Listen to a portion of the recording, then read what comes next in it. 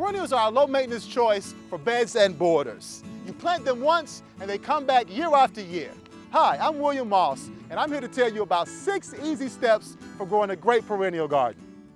The first step is to choose a nice open location like this bed. There are perennials that can go in full sun and those that can take full shade.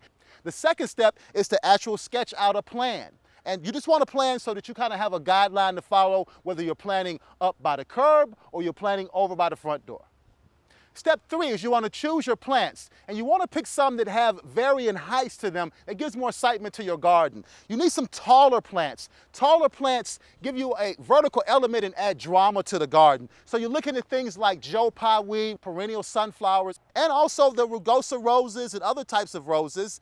Then you have that medium tier level where you're talking about things like coneflowers, ornamental grasses, and this coreopsis here. It really fills in and gives you a nice space. Finally, you have the smaller plants. Those are the ones for the front and also used as edging. Combining those 3 heights gives your garden a lot of interest.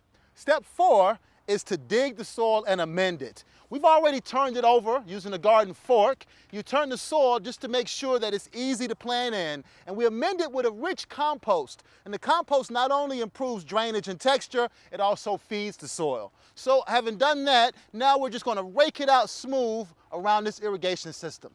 Step 5 is to place the plants and begin to plant them. Now, you don't want to crowd the plants. You got to be sure to give them plenty of space. Remember that perennials are going to get larger every year. So you want to put them down and give them enough space so that in 2 to 3 years, they still got plenty of room. So you put your tall plant in first, the rose, and now I'm putting all my medium-sized plants in around that. And finally, you put in the smaller plants. Now we're ready to plant. I want to start with the coreopsis here. Now, to take these plants out, all you do is first you have to press the sides of the pot, then turn it upside down.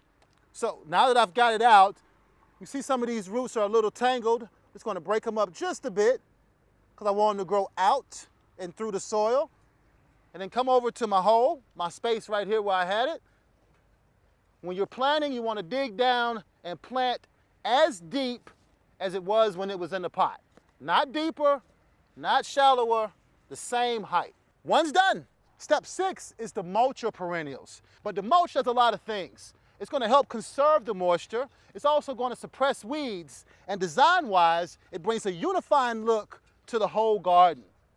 So you just spread it out. Be sure not to cover up the crown of the plant, just the areas around it. It's as easy as that. You plant a perennial garden in one afternoon and you'll enjoy it for many years to come.